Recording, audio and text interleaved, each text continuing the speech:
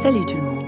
Dans cette saison printanière, nous ne pourrons pas toujours bénéficier du beau temps, car nous sommes très occupés par le travail et les autres obligations.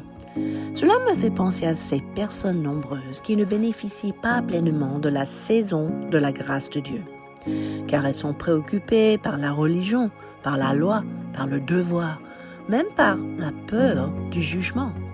C'est pour cela que je voulais regarder de près avec vous ce que la Bible dit concernant le jugement. Si nous voulons expérimenter la grâce de Dieu, quelle est l'attitude correcte d'avoir concernant le jugement de Dieu? Bon, pour résumer, si votre vie est véritablement en Christ, vous n'êtes plus l'objet de sa punition, mais de sa correction. Rien que de relire Colossiens 3 à 5, suscite en moi à la fois la gratitude et la crainte de l'Éternel. La Bible dit « Car vous êtes morts et votre vie est cachée avec Christ en Dieu. Quand Christ, votre vie, paraîtra, alors vous paraîtrez aussi avec lui dans la gloire. Faites donc mourir les membres qui sont sur la terre, l'impudicité, l'impureté, les passions, les mauvais désirs, la cupidité qui est une idolâtrie. » Vous voyez, il y a plus de 2000 ans, le premier jour du jugement a eu lieu quand la pénalité pour les péchés de l'humanité est tombée sur Jésus à la croix. La preuve se trouve dans Ésaïe 53, verset 5. Le châtiment qui nous donne la paix est tombé sur lui. Romains 3, 25 dit « C'est lui que Dieu a destiné à être par son sang une victime expiatoire pour ceux qui le croiraient. » 2 Corinthiens 5, 21. Celui qui n'a point connu le péché, c'est-à-dire Jésus, il l'a fait devenir péché pour nous, afin que nous devenions en lui justice de Dieu. Et finalement, Galates 3, 13 dit que Christ nous a rachetés de la malédiction de la loi, étant devenu une malédiction pour nous. Mais il y a aussi un jour de jugement qui va arriver. Regardez, dans Actes 17, 30, 31, la Bible parle de ce Dieu qui a fixé un jour où il jugera le monde selon la justice.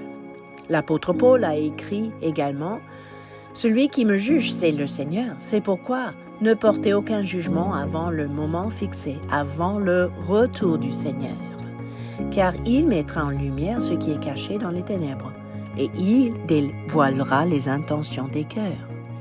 Même les anges rebelles seront jugés, selon Juge, verset 6, qui parle du jugement du grand jour, où les anges qui n'ont pas gardé leur dignité, mais qui ont abandonné à leur propre demeure, seront éternellement enchaînés par les ténèbres. Vous voyez, sans la lumière du Saint-Esprit qui révèle toutes choses, nous n'avons pas vraiment une image précise de ce qui se passe, ni dans nos propres cœurs, ni dans le cœur des autres, surtout pas dans le cœur des autres. C'est pour cela, cette saison de grâce n'est pas à prendre à la légère. Dieu nous donne la grâce de sonder nos cœurs, de nous purifier de toute souillure, d'expérimenter pleinement son pardon généreux, son amour inconditionnel, et d'être transformés par des rencontres puissantes avec lui. Nous ne devons jamais craindre le jour du jugement ultime si nous restons connectés au Seigneur, sensibles à sa voix et nourris de sa sainte parole.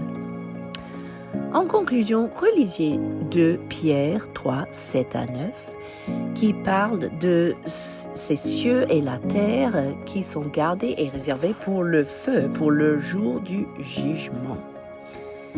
Il est sûr, mes bien-aimés, qu'un jour est comme 1000 ans et 1000 ans sont comme un jour. On verra bien combien de temps ce jour de jugement durera. Mais une chose est certaine, le Seigneur ne tarde pas dans l'accomplissement de la promesse, comme quelques-uns le croient. Il use de patience envers vous, ne voulant pas qu'aucun périsse, mais voulant que tous arrivent à la repentance. Mes amis, ne soyez pas égocentriques avec la grâce merveilleuse de Dieu.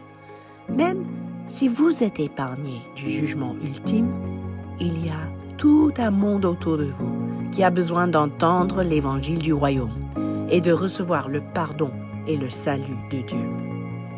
Renoncez donc à toute indifférence. Comprenez l'urgence de notre époque.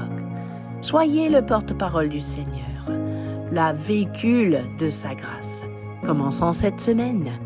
Votre génération vous attend. À bientôt.